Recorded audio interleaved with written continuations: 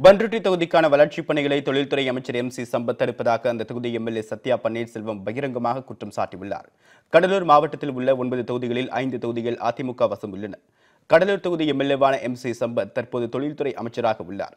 மற்ற 4 எம்எல்ஏக்களுக்கும் கருத்து வேறுபாடு இருப்பதால் அமைச்சர் பங்கேற்கும் நிகழ்ச்சிகளை எம்எல்ஏக்கள் புறக்கணித்து வருகின்றனர். இந்த நிலையில் தொகுதியில் மேற்கொள்ளப்பட வேண்டிய வளர்ச்சிப் பணிகள் குறித்து பண்ருட்டி எம்எல்ஏ சத்யா பன்னீர்செல்வம் மாவட்ட ஆட்சியரிடம் மனு அளித்தார்.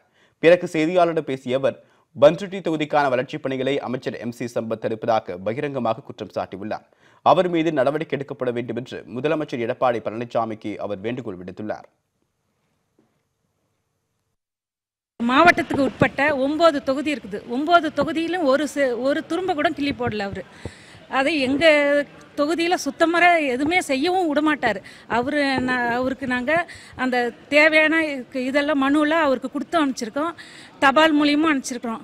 அதுக்கு ஒரு ரெஸ்பான்ஸும் கிடையாது. அவர் செய்கிறது பத்தாதுன்ட்டு நாங்களே போய் செய்கிறதையும் தடுக்கிறாரு. அவரும் செய்ய மாட்டார், எங்களையும் செய்ய விட மாட்டார். இதேமாரி இருந்துன்னு இருந்தால் ரொம்ப இது பண்ணுறது, நம்ம அம்மாவோட ஆட்சியை சிறப்பாக நடத்தி கொடுக்கறது ரொம்ப கஷ்டம். தொழில்துறை அமைச்சர் எம்.சி. சம்பத் பங்கேற்கும் நிகழ்ச்சிகளை Panruti MLA Sathya Panneerselvam, Chidambaram MLA Pandian, Virudhachalam MLA Kalaiselvan, Kattumannar Koil MLA புறக்கணித்து வருகிறார்கள். கடந்த 2 ஆண்டுகளாகவே அமைச்சர் பங்கு பெறும் நிகழ்ச்சியில் எதிலும் இவர்கள் பங்கேற்பதில்லை என்பது குறிப்பிடத்தக்கது.